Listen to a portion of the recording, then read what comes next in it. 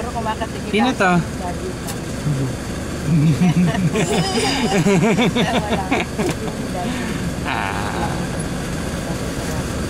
Sure, medyo ba nga kita talaga.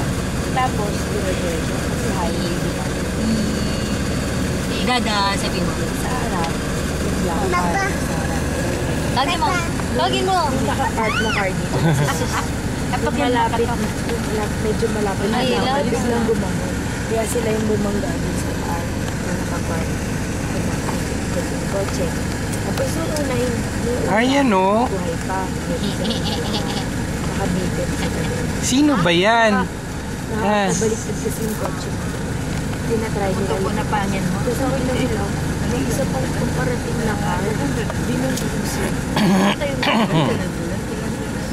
Tapos yun, nag-park nagkaroon siya ng trauma. Siguro kung after one, nasuntok na yung teacher.